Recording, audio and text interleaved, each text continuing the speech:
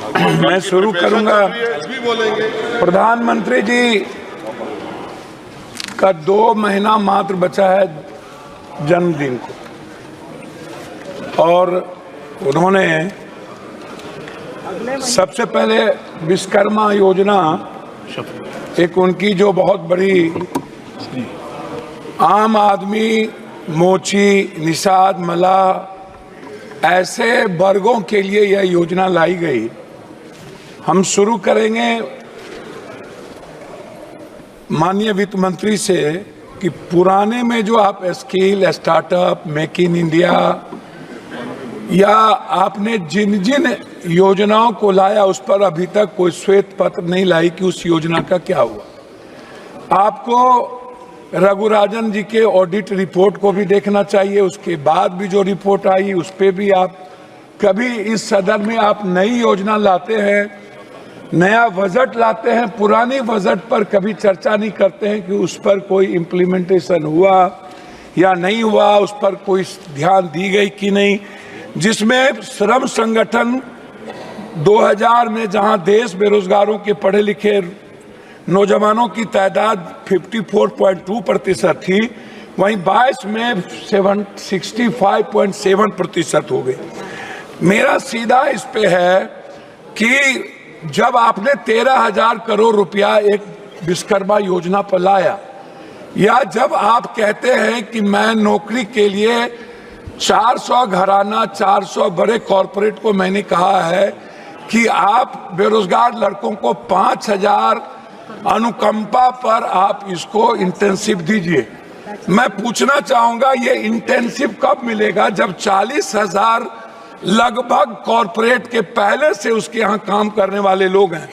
तो 2 करोड़ की योजना में, 2 करोड़ की नौकरी में 25,000 एक कॉरपोरेट पर कहां से वो आएगा, ये जरा सा हमें बताएं। ये कौन सा झूठ वाली बात है बेरोजगारों के लिए। दूसरी चीज, रोजगार पर जब आप बात करते हैं तो इस देश में सबसे ज्यादा इंडस्ट्री किस पर है? वो है फूड प्रोसेसिंग पर, वो है पर्यटन पर, वो है टेक्सटाइल पर, बुनकर पर, वो है कालीन पे।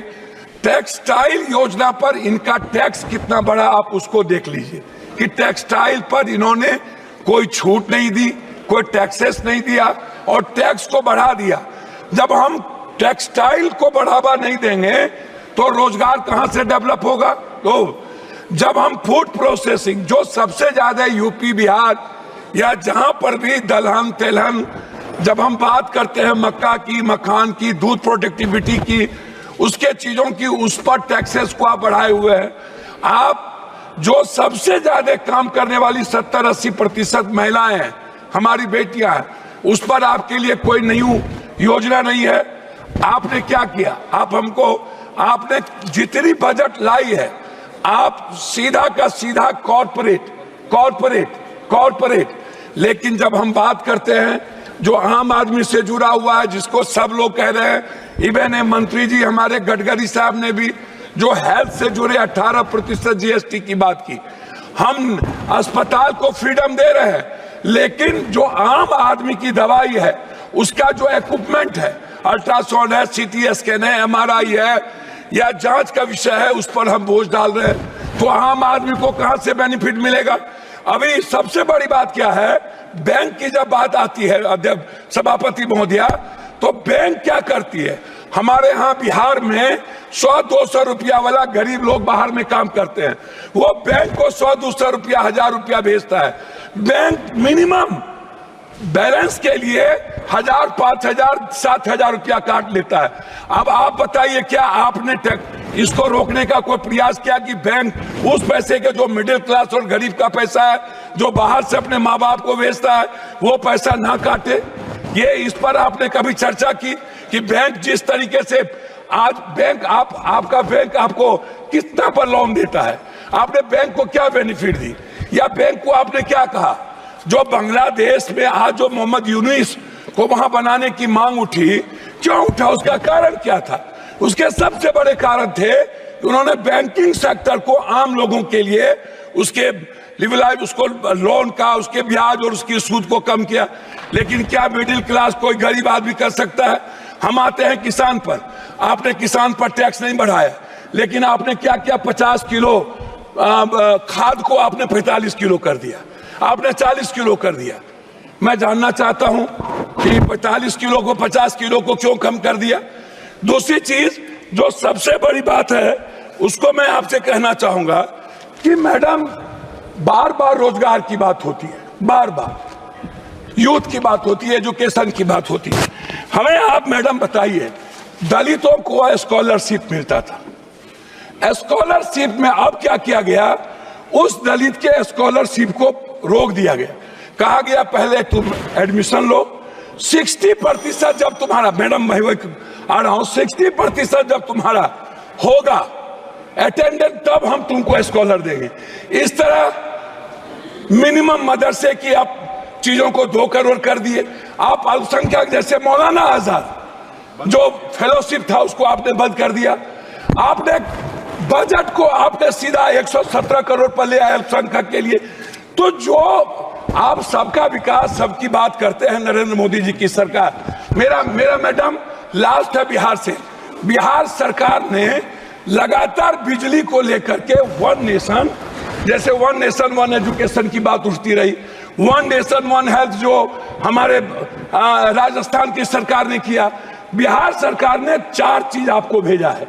एक भेजा है वन नेशन वन टेरिटरी बिजली पर जो सबसे ज्यादा मांगा 4000 करोड़ रुपया बिहार सरकार पर अब ज्यादा बोझ पड़ता है। धन्यवाद। मैं कम कर रहा हूं, 70 पैसा मैडम, 70 पैसा एक आदमी पर पड़ता है। दूसरा, लगातार बिहार सरकार की ये योजना है हाई डैम से 40,000 करोड़ विद्युत परियोजना को बढ़ावा देना, हाई डैम, जिससे पूरा का पूरा कोसी, सीमांचल, मिथिलांचल को बढ़ावा मिलेगी। मैडम क्या हुआ इस बजट में? क्या आपने नेपाल सरकार से बात करके आपने हाई डैम बनाने की परियोजना की? एक तीसरा चीज बिहार सरकार ने कहा है कि हमको 15 लाख, एक मिनट, बिहार सरकार ने कहा है कि हमको उद्योग को बढ़ावा देने के लिए हमको 15 साल आप जीएसटी माफ कर दीजिए ताकि हम अपने डेवलप करें। आपका हमको नहीं चाहिए, चाहे डालमिया नगर, हमको आईएम की बात हमने किया पूर्णिया में, हमने आईटी की बात किया पूर्णिया में, कोसी सीमांचल में हमने बात की मक्का और मखान पर फैक्ट्री की, आपने वो नहीं किया। तो आप उल्टे ही सारे के सारे मिडिल क्लास के पर जीएसटी का बोझ डाल दिया, आपने युवाओं पर, गरीबों पर बोझ डाल दी, आपने किसानों पर बोझ डाल दिया, लेकिन आप कॉर्पोरेट को सपोर्ट करते रहे। अब हम लोग को बोलने के लिए पहले आप खड़ा कर देंगे। लास्ट कर रहा हूं, हमको 30 सेकंड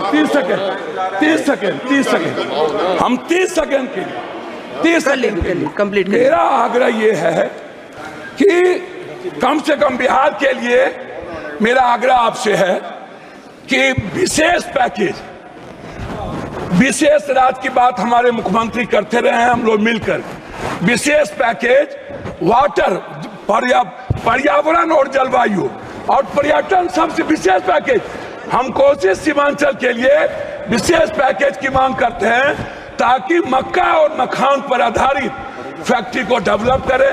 हम अधिक से अधिक बिहार में हम एयरपोर्ट को डेवलप करें।